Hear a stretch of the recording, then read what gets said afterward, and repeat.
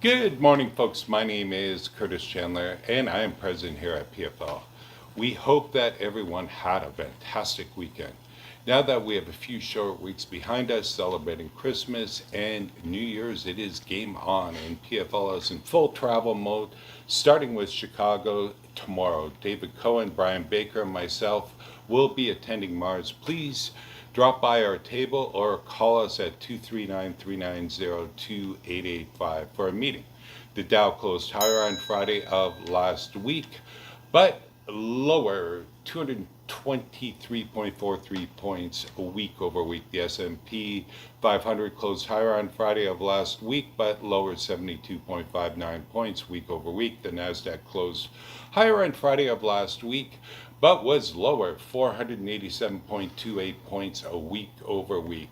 In overnight trading, Dow futures traded lower and are expected to open down 183 points this morning.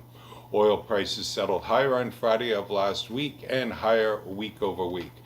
WTI traded up $1.62 per barrel on Friday of last week to close at $73.81 per barrel, up $2.16 per barrel week over week. U.S. commercial crude inventories decreased by 6.9 million barrels week over week. U.S. crude inventories are 1% below the 5-year average for this time of year. Total motor gasoline inventories increased by 10.9 million barrels week over week and are slightly above the 5-year average for this time of year. Distillate fuel inventories increased by 10.1 million barrels week over week and are 6% below the 5-year average for this time of year. Propane and propylene inventories decreased by 2 million barrels a week over week and are 13% above the 5-year average for this time of year. Propane prices closed at 69 cents per gallon, up 1 cent per gallon week over week, but down 1 cent per gallon year over year.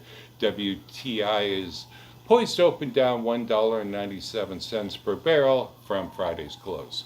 Total North American weekly rail volumes were up 2.52% in week one compared to the same week last year. 6 of AAR's 11 major traffic categories posted year-over-year increases. The most significant increase was from chemicals, which was up 20.07%. The most significant decrease came from motor vehicles and parts, which was down 9.86%. North American rig count was up by 38 rigs a week over week. U.S. rig count was down by 1 rig week over week and down by 151 rigs year over year. The U.S. currently has 621 active rigs. Canada's rig count was up by 39 rigs week over week, but down by 64 rigs year over year. Canada's overall rig count is 125 active rigs. Overall, year over year, we are down 215 rigs collectively. Folks, we have a few things we are watching out there for you. We continue to watch Trans Mountain pipeline expansion. The Canadian government's 300,000 barrel per day oil pipeline appropriation hit a 2-week high last month at 24% of crude nominations for the month of January. This was the highest appropriation in 2 years and up 4% month over month. January 2024 marks the 8th consecutive months of declines. Please see PFL's rail report for further details on this one.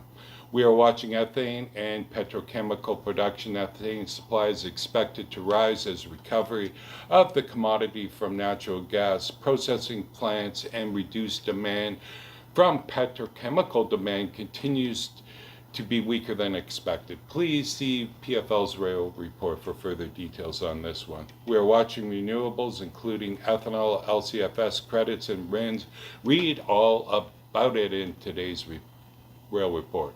We are watching shipping lanes, including the Red Sea and continued struggles in Panama. See the report for further details as it relates to this one. Please read PFL's Rail Report today for further details as it relates to today's podcast. In addition, we also highlight the latest refinery runs, import and export numbers for all petroleum-related products. We have quite a few graphs and table in today's report for your viewing pleasure. PFL delivers the best free information in the industry. Take advantage of it. Read today's report and pass it on to friends and colleagues. Also, in every weekly report is the latest and greatest on what cars are available for sale, lease, or sublease. Please call PFL today for all your railcar needs, including storage, leasing, subleasing, car cleaning, repairing, flaring, nitrogen generation, and transloading services. We still have some space in St. Louis. We have found that to be an excellent return on lease location with access to all Class 1s, and we have guys on site cleaning, doing repairs, and nitrogen service. All mobilization fees are waived. Call PFL for further details on that one. Have a great, safe week, and we will see a lot of you in Chicago, I'm sure. It's going to be a well-attended event. We can't wait to hop on that plane tomorrow and freeze our butts off.